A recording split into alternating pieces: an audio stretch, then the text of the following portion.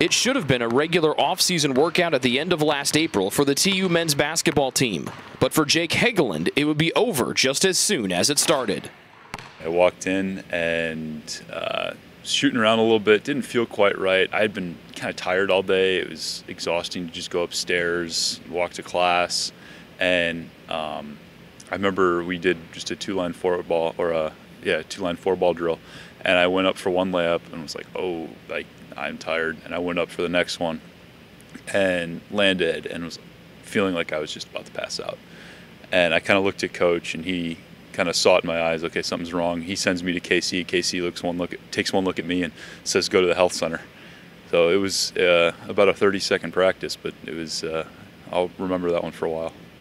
At the health center, Heggeland had some blood tests done and was told to go back to his dorm room. Once the results were in, he would receive a phone call. Heggeland's roommate and teammate, Evan Crowe, was in their room when the phone rang. I didn't know what it was about, so he just answered it like a normal phone call. He always answers funny, too. I love the way Jake answers the phone. Hello, just good old Jake. But no, then he just got super serious and kind of looked at me. So I was just intrigued, just waiting on what's going on. I had never really heard of some of the things they were talking about over the phone to me. So I just looked at Evan and said, hey, can you take me to the ER? And he's like, absolutely, grabbed his keys and went. I shot my parents a text on the way there. I said, there is a woman from the health center in Upland who's going to call you and explain everything. I'm on my way to the ER. Don't call me until you hear from them, but call me afterwards. And got there, and it was a little bit of a blur. After talking with his parents, Heggeland called head coach Josh Andrews, who met his players at the hospital. Like I said, it was I was running out of energy, so we had a decent walk to the front of the ER, which is a little weird because I'm kind of getting my heart rate up, and I knew that wasn't normal. And then I sat down and checked in, and they had called from the health center and told them I was coming, so they were ready for me. And just did a quick check-in, gave them some information, and then they took my heart rate and my blood pressure, which was through the roof on both ends, which was a little surprising and a little, nerve-wracking. But then at that point, it was just, they explained a little bit more in depth. I was anemic. My hemoglobin, which is the molecule that holds onto oxygen in your blood and helps transport oxygen throughout your body, was really low. It was critically low. It was at 5.5. And they were saying that it should be closer to it should be a 14 at least. So it was, no surprise I was feeling a little low energy. And as Heggeland got updates, Crowe did too. He was there the whole time, just sitting with me talking. He was kind of taking it all in, and it was just good to have someone there for support. It would have been really awkward, not really awkward, but just nerve-wracking to sit there alone. And it was huge to have him there. Really lucky to have him as a friend. The next step for Heggeland was a blood transfusion. He would have his blood drawn every 30 minutes. And I would get reports back to every couple hours, what's the hemoglobin at, and it just kind of kept dropping. My parents showed up about 2 o'clock, 1:30, 2 o'clock, and it was a late night, didn't really sleep a whole lot, but kind of the same thing. They were there, they got updated on everything, and we would see, okay, it's still going down, it's still going down, it's still going down, what do we do next? And eventually it got to 4.6 the next day, early in the morning. They're like, we can't do anything for you here at Marion. And so we need to find a bigger hospital. And at that point you're like, okay, this might be even more serious than I thought. Ended up getting ambulance down to IU Methodist and down in Indy. And they seem to have a good handle on what to do. Kind of the same thing with the transfusion process, though there's nothing they can do. I was told at one point that I was tested against basically every single blood donor in Indiana, and there was nothing. At any point, could you have died if you hadn't gotten to the hospital at a certain point, or could you have died at any point throughout that process? Yeah, definitely. You kind of need that blood to live. I was told, just based on the rate I was breaking down stuff, I was probably, if I hadn't got to the hospital within 48 hours, it probably would have been bleak. And then it's different, of course, for everybody, just based on their conditioning, just based on, a lot of different factors as to, can they stay conscious at lower hemoglobin levels. So I was told I was pretty fortunate just to kind of stay awake through the whole thing, which looking back, I'm thankful for. Kind of glad I'm a college athlete because of it. But yeah, it's different for every person, but that definitely could have been the case. The doctors in Indianapolis had to find a way to turn off Heggeland's immune system. They did so by giving Heggeland a drug called prednisone. The treatment worked, and Heggeland was allowed to go back home a week later. Before he was released, Heggeland's teammates and coaches made sure to pay him a visit. Yeah, I remember going, I think I came 2 times. I came maybe once a week or so.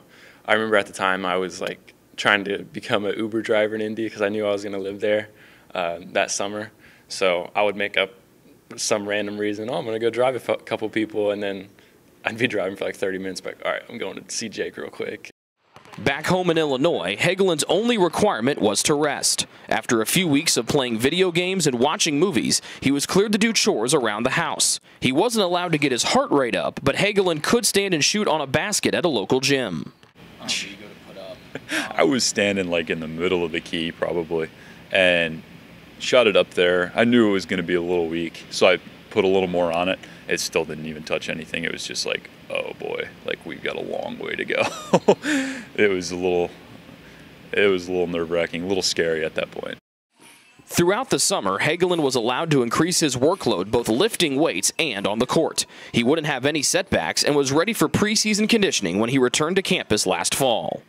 It was honestly, it felt great to do it. Even though I was really struggling through it, it beat me up pretty good, but I needed it, and it felt great working through things. I lost a lot of weight in that time, just starting to eat well again and burning off calories like no other, and getting on a regular schedule. I was on a regular schedule, but it was a long process. But as things were trending upward for Heggeland, one of his teammates would have a medical scare of his own.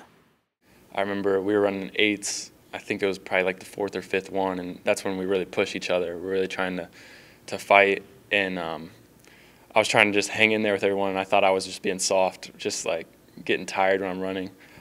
But then all of a sudden, like my 4th or 5th one, my heart just started racing like it never had before. And I looked at Coach, and I was like, I have to stop. And he was like, all right, well, I think Coach McDowell walked me all the way there to see KC, and we just kind of waited for a while. It went down eventually. It's rough, man. I love playing with Evan. I love Evan. He's such a great guy. Rooming with him the last 3 years was so much fun. So fortunate to have him as a friend. And it really hurt. Like, he didn't deserve that. Like, he didn't, he doesn't need that. We need him. He's a huge part of our team. He's a senior leader. It hurt, and I'm sure it hurt him more. But just wanted to, if I could have helped him anyway, I would have done it in a heartbeat. So I had to put on a heart monitor after the first time, and I had 14 days. And I practiced for a week, or did the running for about a week, and I was fine. And then actually on the 14th day, I had another symptom. We were doing Kentucky scoring, which is like moves to the basket, and it just started happening. Not as bad as the one before, but they got it on record. And then the next day, actually later that night, I got a call from them and said I can't do any physical activity, I can't practice or do anything until I come see the doctor again. So at that point, we were just waiting. Crowe would see a cardiologist in Fort Wayne a week and a half later. But a week after that visit, Crowe would hear from a heart specialist out of New York. I got another call saying I had to come in for another checkup, and at this point I'm like, I thought this thing was over. They put me on some medication at that point. And then he kind of knew a little bit more about it. He's a big-time doctor, and he was like, no, we have to get this fixed now, or you could have like collapse or something like that on the court. The diagnosis would be supraventricular tachycardia. Crowe would need surgery to correct it. Yeah, he said that it's an easy surgery. He said there's like 85% chance that I could be back in 5 days, but there were some instances where I couldn't. And it was a risk too, because it was something different. Like, he had to get this spot, and actually what happened was he thought he got it, but we didn't know. So even when it was the 5 days, we were like, I hope it doesn't happen again. So after the 5 days, I had to like pretty much go out there and play, and if it happened, I was in trouble and had to do the whole thing over again. But thankfully, he did get it, and I've been fine really ever since. Crowe would be cleared to play in TU's season opener at Odell Arena a few days later, and Heggeland was able to repay Crowe for the support Crowe gave him a few months earlier. He texted me a lot. He was just kind of in my ear, just saying, "Stay patient. I've kind of been through it, and you see me." And it really wasn't even what he had to say. It was pretty much like, "Oh, like he got back. Like I can get back." So that gave me a lot of hope in that sort of way. And I remember there was a time where I didn't even know if I was ever going to play again. So I was just excited to have the chance to be out there. I remember the first day when I was able to play, I was like, "Man, this is awesome. I don't care what I do. I can at least play."